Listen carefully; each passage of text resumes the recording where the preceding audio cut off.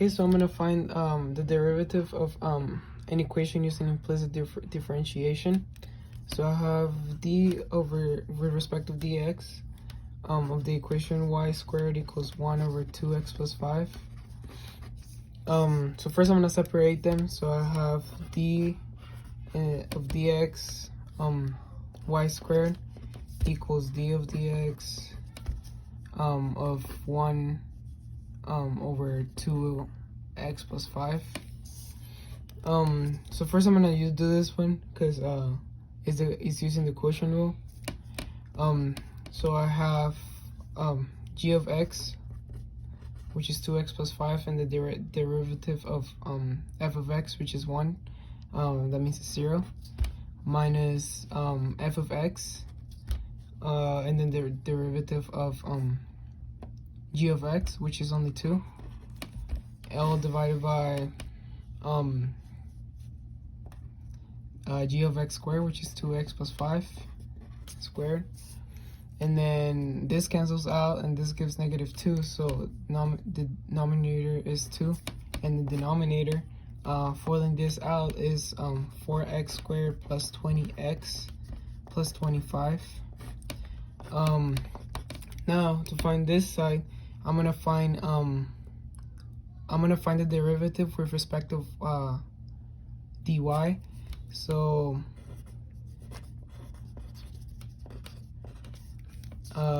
that equals the derivative of this is equals to 2y.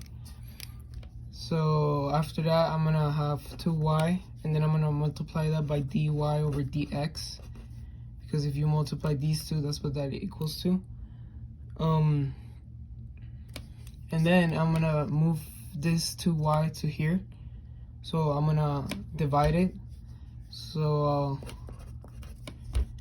I can multiply it by 1 over 2y. This will equals to 2y over 2x equals to -2 over 2y 4x squared plus 20x plus 25. And then I can simplify, and then the derivative of the equation will be dy over dx equals -1 y times 4x squared plus 20x plus 25. Hi, so in this problem we'll be dealing with inverse derivatives, and it says let f of x equal e to the power of x minus 3 and let g of x be the inverse of f of x. We have to find g prime of 3. So in this, the notation we would use would be g prime of x equals 1 over f prime of g of x. So that would make g of x equal to the inverse of f of x, as it says in here. So let's find the inverse of f of x. So f of x equals e to x 3. And then we'll change that to y equals e to the power of x minus 3. We have to switch those minus 3. This is kind of going back to what we learned in the past. So it's x equals e to the power of y minus 3. And then we'll multiply by log 1 side. And ultimately, oops, nope, I didn't mean to do that. So ln, then we'll have the log of x equals y minus 3. Add 3 to both sides to get y by itself. And then we have y equals the log of x plus 3. Okay. And then change y to g of x equals x plus 3. And then so now we want to plug in that 3 to find g of 3, because for our equation, it'll be g prime of 3 equals 1 over f prime of g of 3. So this is what we're finding right here. Put a little arrow. So g of 3 equals ln 3 plus 3. There we go. That's the first part. So now what we want to do is find this whole part right here. So I'm going to do that down here. So we know that f of x equals e to the power of x minus 3. But now we're looking to find f prime of g of 3. So that will equal e, we'll take this here, and we'll plug it into x. So L and 3 plus 3 minus 3, so the plus 3 and minus 3 cancel out. And so now we have e to the ln of 3, which just equals 3.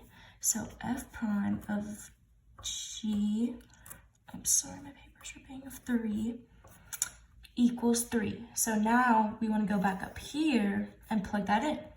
So g prime of 3 equals 1 over 3. And that will be our answer. Alright, so I'm doing one of the challenge problems. I'm doing number 1.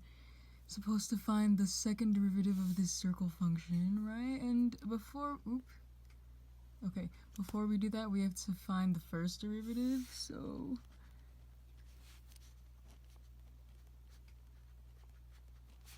I'm going to take the derivative of each side. Since 25 is just a constant, the derivative of that is just going to be 0. And then if we take the derivative of x squared, it's going to be 2x. And then the derivative of y squared is going to be 2y. But since it's a different variable y and we're taking the derivative with respect to x, we're going to multiply this by dy over dx. Alright, And then now to find the derivative, we need to isolate this dy over dx. So we're going to subtract 2x from each side.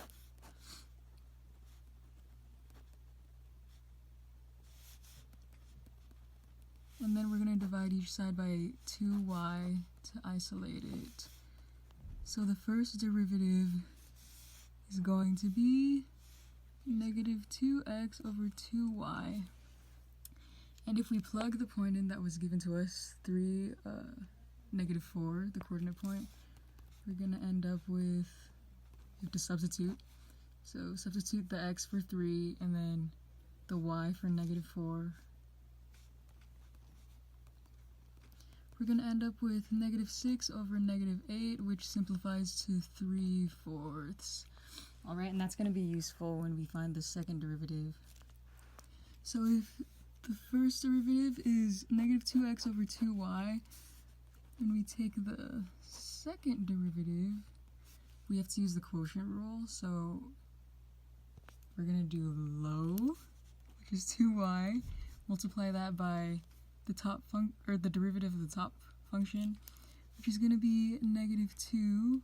So low d high minus high.